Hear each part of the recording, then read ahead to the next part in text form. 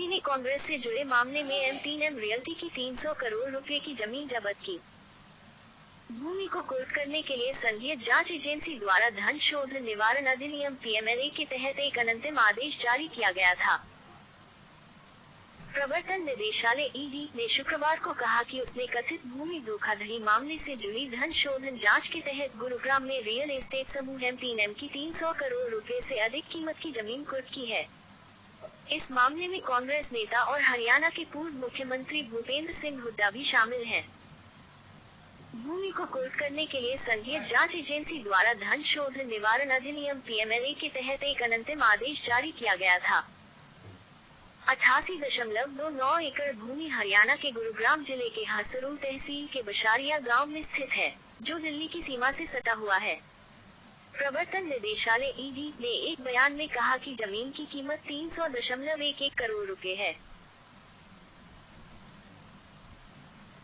ED की जांच से पता चला है कि M3M समूह के प्रमोटर बसंत बंसल और रूप बंसल के स्वामित्व वाली लाभकारी company messrs RS infrastructure private limited RSIPL ने FIR में शामिल व्यक्तियों के साथ मिली भगत की और बिना किसी कानूनी आधार के उनके मामले को अत्यधिक कठिनाई का मामला बताकर अवैध रूप से कमर्शियल कॉलोनी स्थापित करने के लिए 10.35 एकड़ भूमि के लिए अनुमोदित लाइसेंस प्राप्त कर लिए।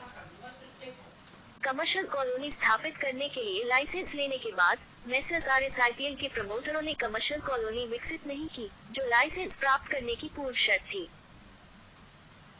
बाद में उन्होंने कंपनी के शेयर और संपत्ति, जिसमें लाइसेंस प्राप्त भूमि भी शामिल थी, को मेसर्स रेलिगेयर समूह की एक संबद्ध इकाई मेसर्स लो रियल्टी प्राइवेट लिमिटेड को 726 करोड़ रुपए की भारी भरकम कीमत पर बेच लिया।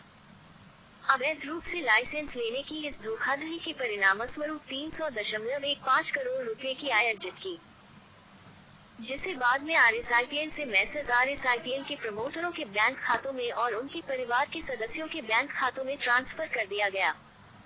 बाद में मेसर्स M3M समूह की कंपनियों के परिचालन और व्यावसायिक खर्चों के लिए उपयोग किया गया। आगे की जांच जारी है। रियल एस्टेट समूह के प्रवक्ता ने एक बयान में कहा कि वे ईडी द्वारा की गई बेहद अनुचित, अन्यायपूर्ण और अनावश्यक कार्रवाई से बेहद निराश हैं। उनकी भूमि संपत्ति को अस्थायी रूप से जब्त करने के लिए, जो किसी भी तरह से किसी भी अपराध से जुड़ी नहीं है और किसी भी परिस्थिति में PMLA के तहत अपराध की आय के दायरे में नहीं रखी जा सकती है। मनी लॉन्ड्रिंग का मामला केंद्रीय जांच ब्यूरो CBI की FIR से उपजा है, जो हरियाणा विधानसभा में विपक्ष के नेता हुड्डा, नगर एवं ग्राम नियोजन निदेशालय DTCP के पूर्व निदेशक त्रिलोक चंद गुप्ता, रियल्टी समूह RS infrastructure private limited RSIPL और 14 अन्य कॉलोनाइजर कंपनियों के खिलाफ दर्ज की गई थी। ईडी ने कहा कि आरोप है कि आरोपियों ने जमीन मालिकों, हरियाणा राज्य और तत्कालीन हरियाणा शहरी विकास प्राधिकरण हुडा समेत लोगों को धोखा दिया। हुडा का नाम बदलकर हरियाणा शहरी विकास प्राधिकरण कर दिया गया है।